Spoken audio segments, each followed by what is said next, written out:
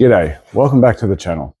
If you're new, I am in the process of restoring a 1967 Ford Galaxie with a few extra fun little go-fast bits, changing transmission, etc. The videos to date have been all about getting the car prepared for the restoration process, either learning new skills like welding or building jigs and fixtures to aid in that disassembly process, or just pulling the car apart and getting myself a space where I can do that work effectively.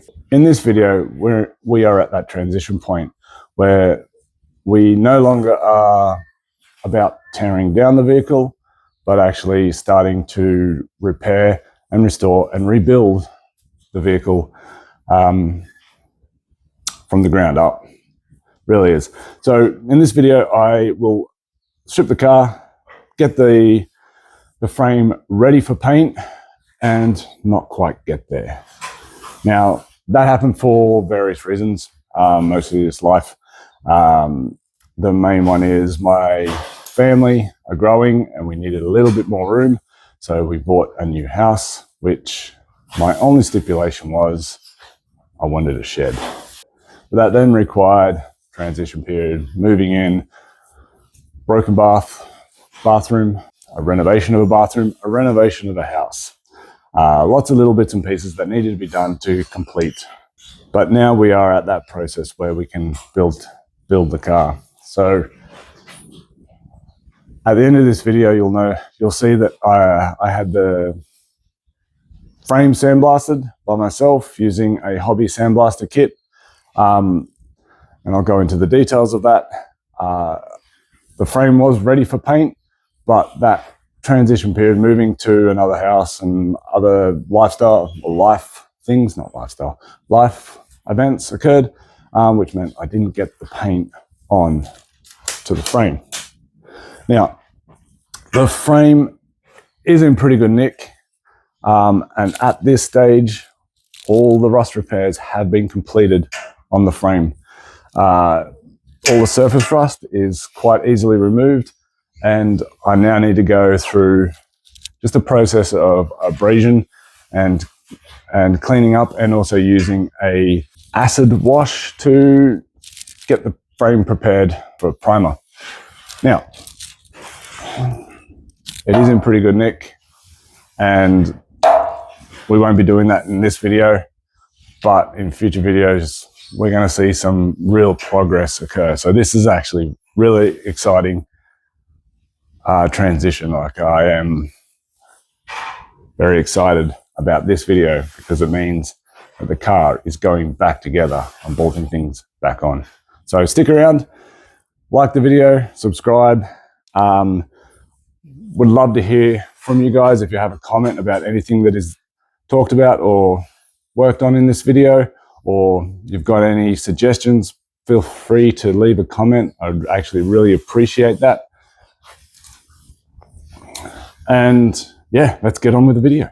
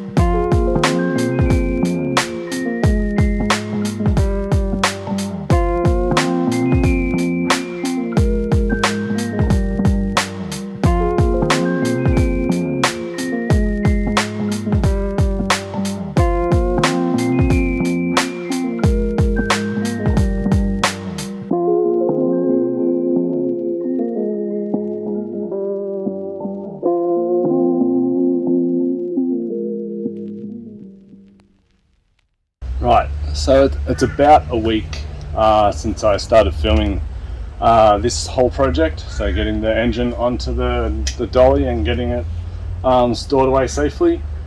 I didn't record any of that because I was doing it after work in time where I was able to use angle grinders and stuff like that to not piss the neighbours off. But the basic gist of it was I created these plates.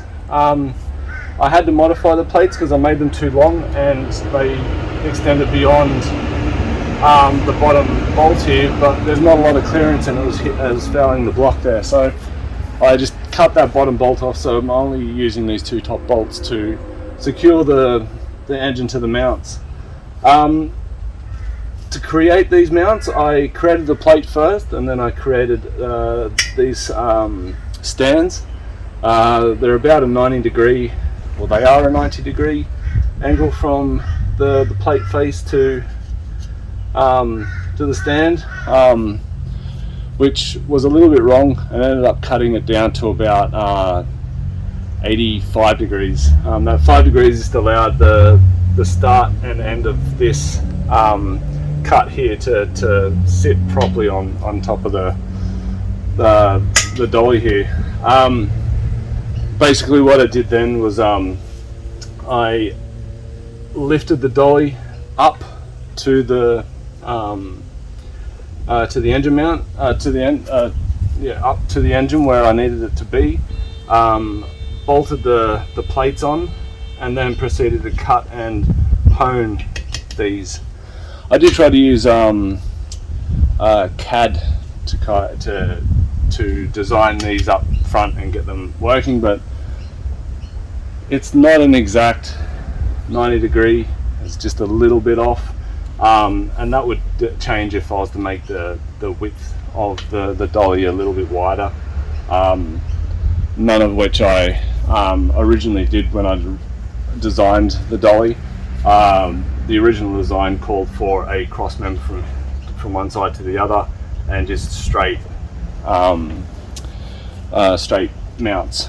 That would have been a lot easier because that is a good 45 degrees, and it would have been easier to make that mount. Lessons learned, but it is on there. It's stable. The only thing that I need to do now, if we pan around here, is a support for the transmission for the moment. At the moment, you can see that there's a little bit of play there. That's not ideal. So basically, I just need something underneath here. Not that bit of wood, but something underneath here to support the mount. To support the transmission. Not really needed, but it might be useful just to keep it a bit more stable.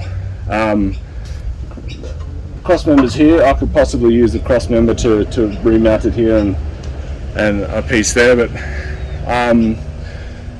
I really want to get to the frame and start pulling the frame apart so I can get that away to sandblasting and cleaned and prepared. So this is fun, but really not worth it.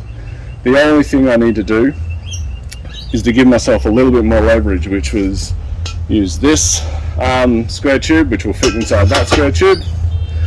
So I have a metre or so of leverage to help me lift up the engine, and also something to really pull the motor with. It's rained a little bit since I've been here, hence the plastic on top of the engine there. And yeah, I really need to get the engine out of the weather and get on to the next project, which is getting the frame stripped down, which I'm very excited for. Alright, let's get cracking.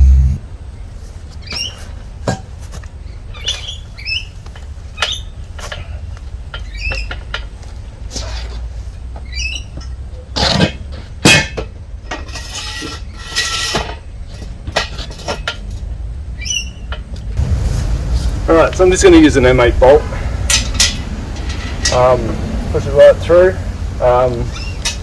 drill with an 8.5mm drill bit, and Do it about there.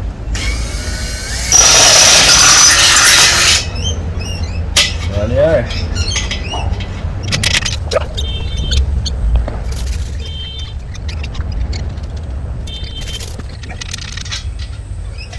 And like that, keep it secure.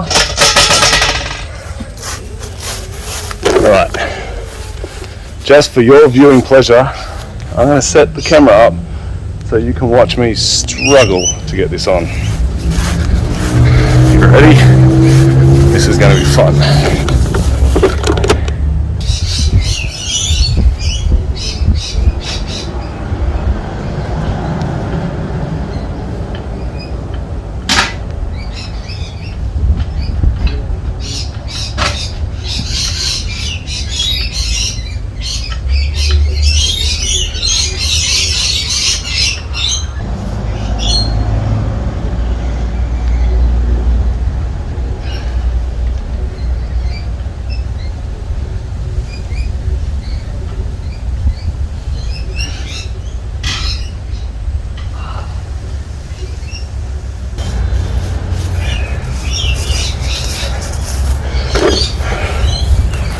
I've had a bit of rain in the last 2 days, just to give you some idea what I'm working with. There you go. It's a little bit bogged, so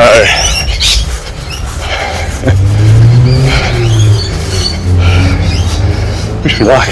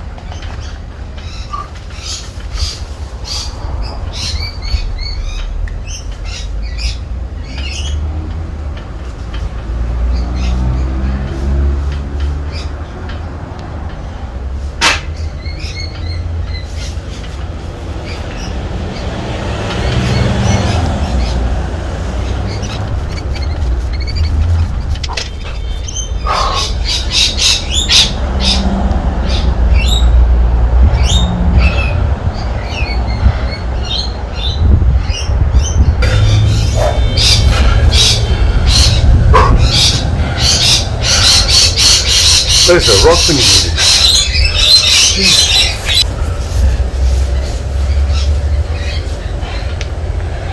It needs a gym and workout when you can build an old car in your backyard without the right tools or space or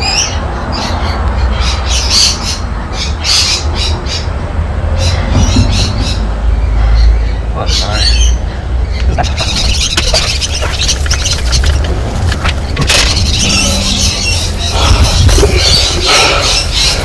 Location.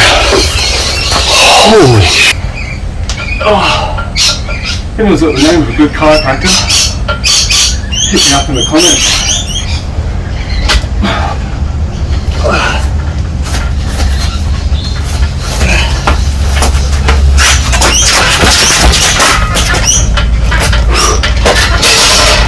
So, the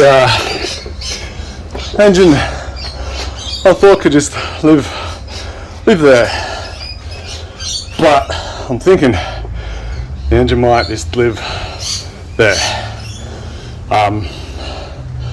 for now.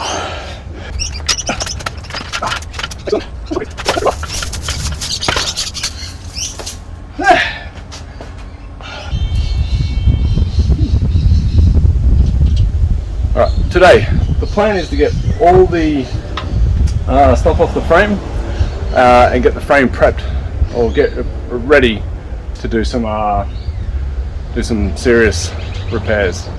Rightio, so the first thing to do is to get the wheels off. We'll jack it up, get the wheels off, and we'll start working on the front suspension and control arms.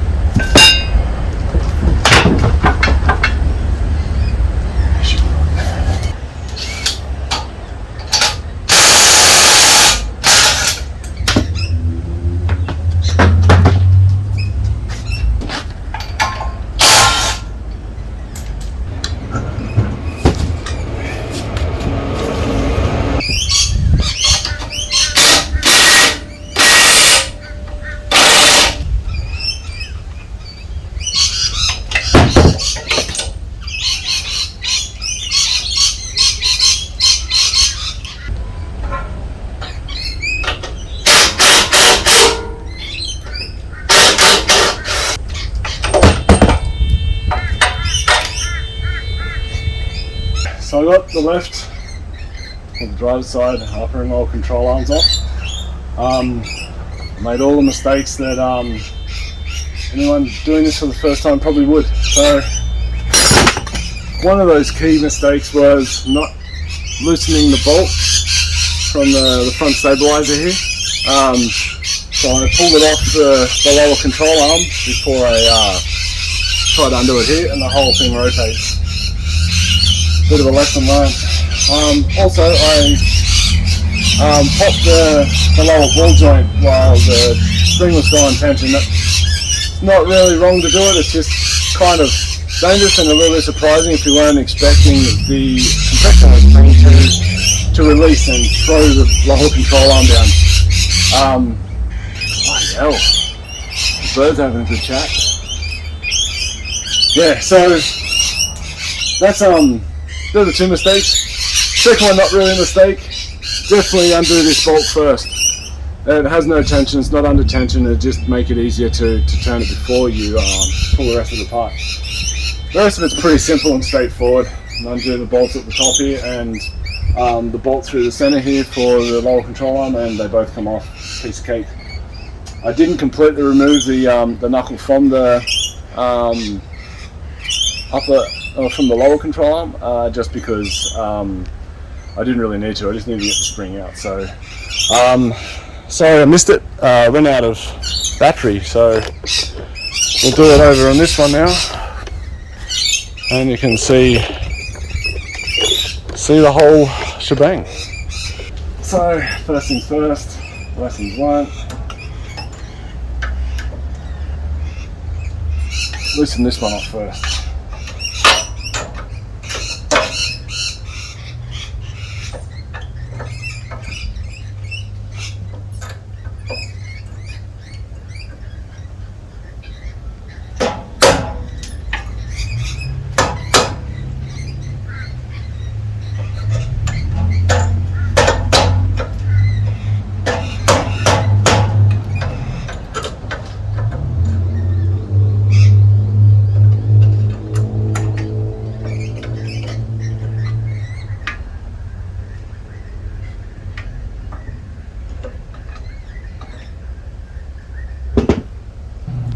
That cotter pin was pinched by the nut. Actually, I'm starting to get a bit of an idea of what happened with this vehicle too. So when I got it, the car looked like it had been worked on, but in the process stopped. So you can see there's a disc brake conversion from a Granada that was half complete. I didn't get the calipers, so everything looks brand new underneath the upper and lower control arm, but not quite complete. The other thing is, that might be a prime example. There's no nut on that one right there, but there is a nut on the back here. So someone's been working on it there. Also, the nuts that hold in the upper control arm, whereas loose is loose on the other side. I literally had 2 fingers pulled and it was released. I'm missing cotter pins here, here and here. Yeah, so it's probably a good thing that I'm actually pulling this apart, so I'm getting a better idea of what needs to go back on and what I'm missing.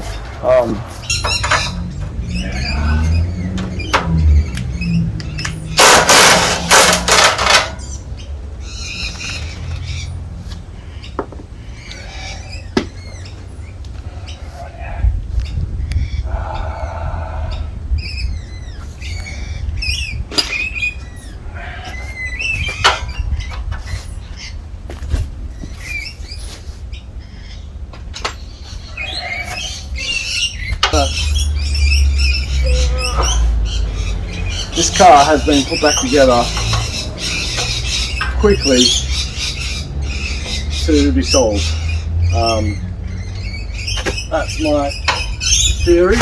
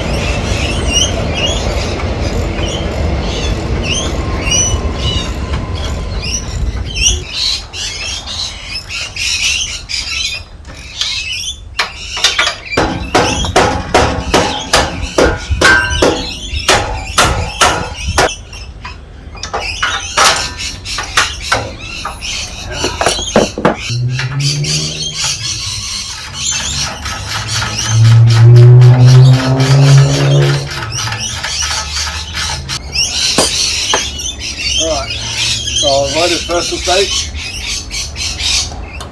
This time this spring's under tension. Normally you get these spring compressors. You can press down on that spring and then you can break this seal quite gently and Bob's another driver. But it won't hurt it if you're safe, if you're careful. Put this in there like that.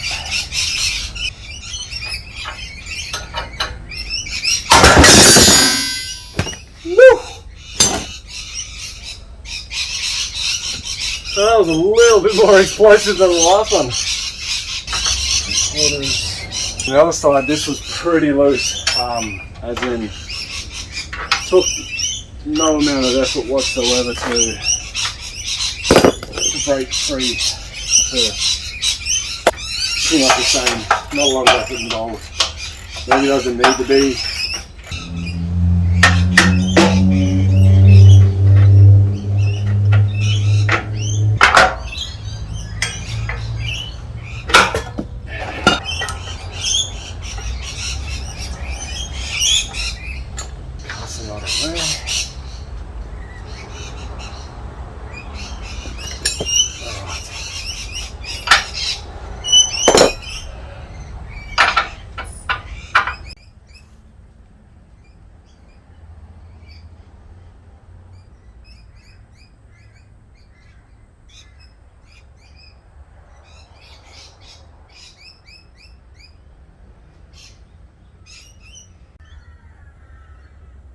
Right team, so I got the frame apart and yeah, now it's time to start cleaning it and get some wire brushes and a few other bits and pieces and get stuck into it. Looking at this, I'd say that is an aftermarket special, maybe for a tow bar, possibly for a tow ball. So I might just do some cleanup of that. And basically, the frame's in not too bad nick from the underside, considering it's 60 odd years old. It's pretty good. Just taking some documentation of where some of these fasteners go that slide in. The bulk of the damage, and the main reason why I'm doing this, is this damage down here.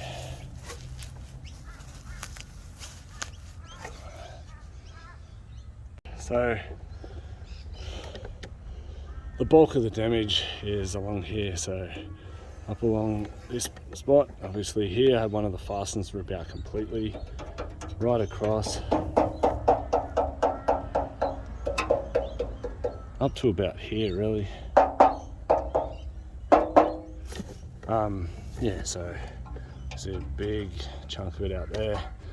That's quite thin along there, but up here it's not too bad. So I'm gonna need a piece that will cut up and across, go up higher, down, back around, and that way I can replace all of this and get it ready for powder coating. Interestingly, those holes that is tapped into the sidewall of the engine, I mean, of the what's that called? Frame rail.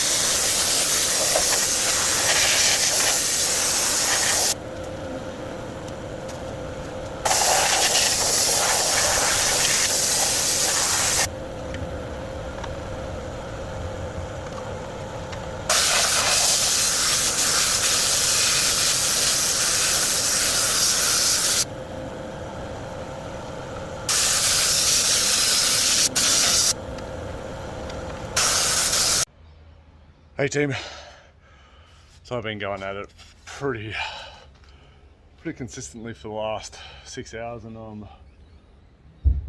3/4 of the way through. It's a bloody job. Wow. Give you an update soon. Cheers. This big question is this worth it?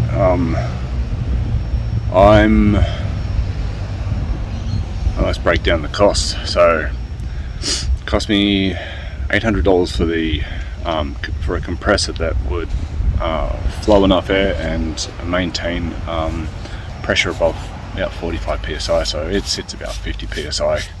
Once the tank is depleted, it can continue to maintain that, which is pretty good. It'll fill that tank pretty quickly, which is good. The siphoned sandblasting gun, $40 from a local auto supplier, super cheap auto is where I got it from. So that's not much. If you look at the amount of garnet that I've got, the first maybe 20 kilos I bought was at the premium price at the wrong place. I managed to find 25 kilo bags for about $60 each, which is about $15 cheaper than the stuff that I bought from the local hardware store. So I recommend shopping around for that.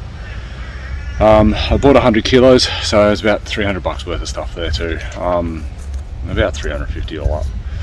So I'm in it for about $1,100, $1,200 to get the frame done, and I'm not sure if I've got enough garnet or not. But learning a lot with this, like the applications where sandblasting is great and where it's not so great. I started trying to wire wheel this stuff back, and then using another product, a 3M product, which is like a Scotch-Brite pad that's infused with garnet. It's like a sponge, but really hard. I prefer that. It actually was working a lot better than the wire wheel. That wire wheel just ended up with little shards of metal all in my body, my face, had protection on my eyes, of course. And for about a week afterwards, I'd be walking in the grass and I'd step on a piece of metal. So unless you got the space for it, I guess I don't think it's a good option. Probably good for just little areas, just touching up, cleaning up little areas, but not for a big project like this. That being said, I'm making a sand pit here, like it's literally just a sand pit. But once everything is ticking along, you can really clear off a large chunk of this really quickly. It's actually pretty impressive how quickly it gets. It doesn't do well with the build up from like your engine and oil and stuff like that, like your blow by that ends up all over your chassis and whatnot, or your frame. It doesn't do very well with that at all. Like, it takes a lot of effort to get that off. So giving it a good scrape to start off with really did help. And with the rest of it, like the stuff that's already prepped, scraped off and whatnot, it's just blowing through it. It's actually, I'm impressed. Would I do this again? I don't know. Yeah. If I needed it done quickly, you're better off just sending it off to someone else to do it. If you don't have the space or budget to do this, then it's probably just quicker to go and get it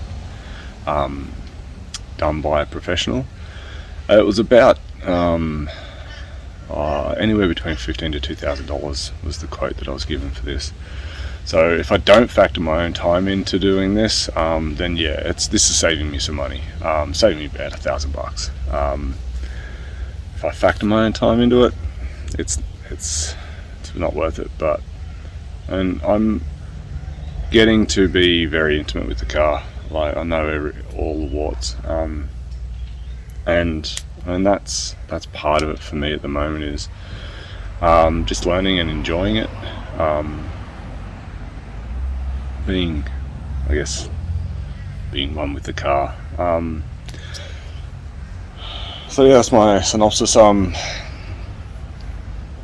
If you've got the money or the budget to get a professional to do it, it's easier just to go and get a professional to do it. It's dirty work. I did buy the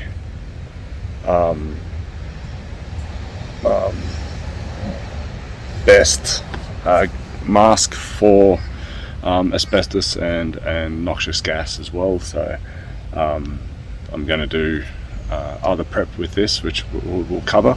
But that was $300. So if you factor that into it, then yeah, it's up there again. We're talking $1,500. I'm in this for $1,500, but that was just a happy coincidence. I need to remove that wall, which is full of asbestos.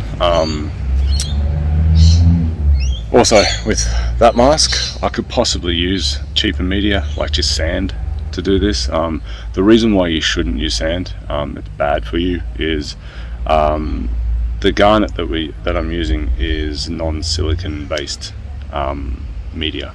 So if you breathe it in, it's not going to be great for your lungs, but you're not going to get silicosis, I guess. Don't hold me to that. But I do know that any silicon based media, use a mask. You're an idiot if you don't, honestly. Yeah, fun. I'm enjoying it. It's just a fun experience. It's not a fun experience. It's a fun exercise to do, just to kind of understand what sandblasting is and what it's for, like for my own professional development and whatnot, my own career. It's an interesting take in that respect, but also being able to actually, one of the interesting parts about this is knowing or learning how the chassis was put together. In my head, I needed a solid single piece of metal going from the front of the car to the back. So from here all the way to, I can't reach there, right? So like for instance, the torque boxes here, this is probably one of the most interesting parts. I thought this all had to be one folded bent piece of steel, and it's not. It's you've got a top piece which is stamped to this shape. This piece is just a piece cut out that wraps around the edges and folded underneath here, so it's folded here.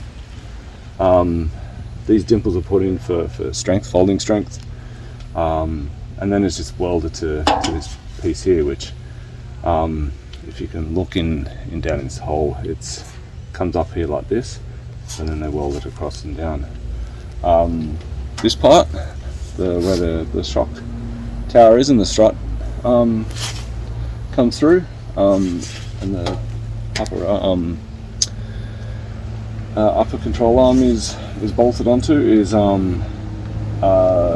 one stamped piece of steel. So, and it's stamped from all the way down to here, all the way up to here, and then there's another piece stamped on the other side, which is only this part, and then there's this secondary stamped piece down, it comes all the way down to here. And they're just overlap welded, they're not butt welded, like the pieces are overlapped and welded together, which looks like they're stick welded too. These welds are terrible, there's splatter and junk all over it. Like, I guess it's mass produced, so they're not worried about making it look show car perfect. But while I'm sandblasting on,